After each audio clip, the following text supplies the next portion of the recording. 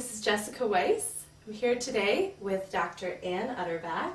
She's a broadcast voice specialist and stress reduction counselor. She helps journalists become more comfortable in front of the camera, their broadcast voices.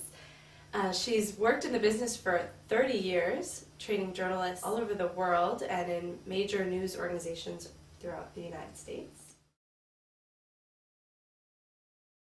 Breathing is really the energy for speech. It's sort of the basic component of speech. The better control we have of our air and the better amount of air we have, the better our broadcast voice is going to be. There's sort of three places that we can breathe. And two of them have some real handicaps.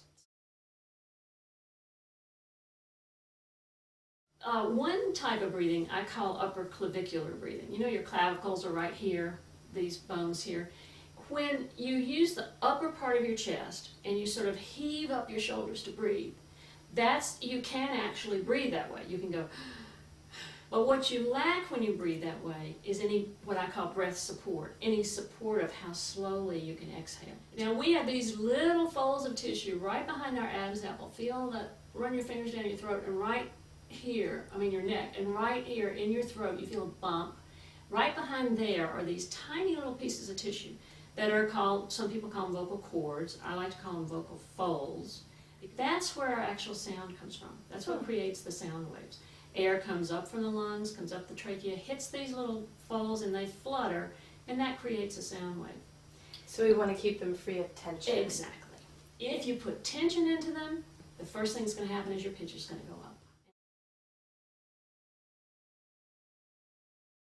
When we're probably very little, somebody tells us to suck in our stomach, don't they? And stick out our chest. Whether we're a guy or a girl, it looks better to have a flat stomach and a bigger chest.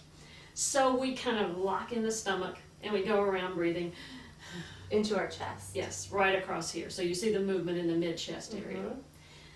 The problem there is pretty much the same as here. These muscles are weak.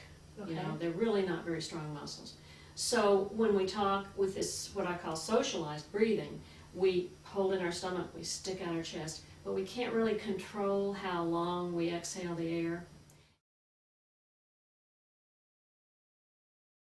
Okay? The diaphragm muscle connects here at the breastbone, under the rib cage, into the spine. It completely cuts the body in half.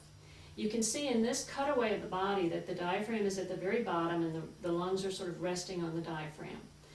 At rest, it's domed up, as you see in this diagram, and when you exhale, it actually contracts downward.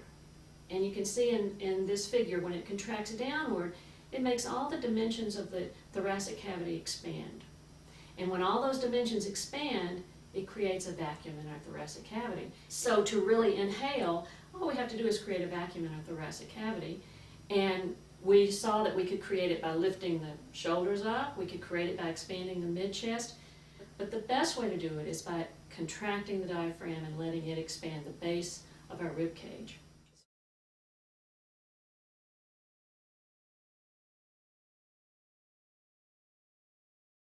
All right, first put your hand here on your upper chest and put it right around your waistband. Put your other hand there.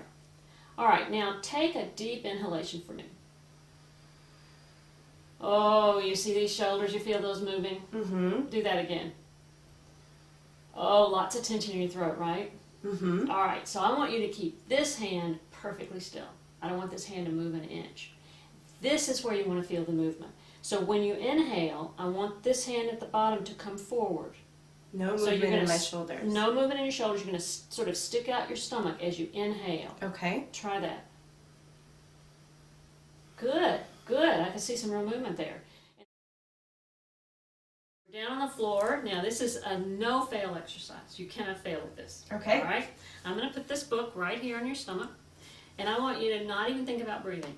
I just want you to lie there. Watch that book. I'll move it up just a tad. See how it goes up when she inhales. It comes down when she exhales. Up when she inhales.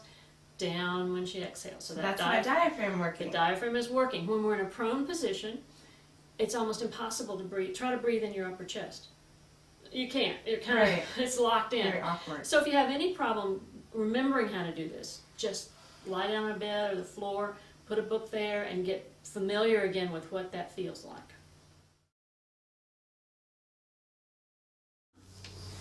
Now we're going to do something that, an exercise I give all my clients, which I think is a great one because it helps you build breath support.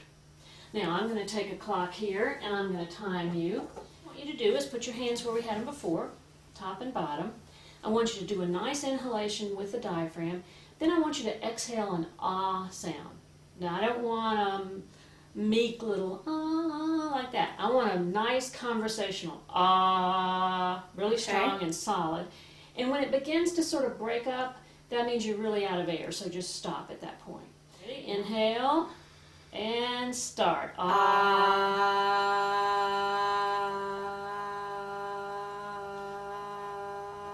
Oh, that wasn't very long. That wasn't very long. So maybe 8 seconds. Okay. I would like to have you get up to 20 or 25 seconds. Okay. So the longer you can control that exhalation, the more you would be able to talk and read a script without worrying about, I'm going to run out of air. And you'd also be able to do more with your voice to create variety. If you'd like to learn more about breathing for broadcast, be sure to check out Dr. Utterback's classic manual, Broadcast Voice Handbook, now in its 4th edition, available at utterbackpublishing.com.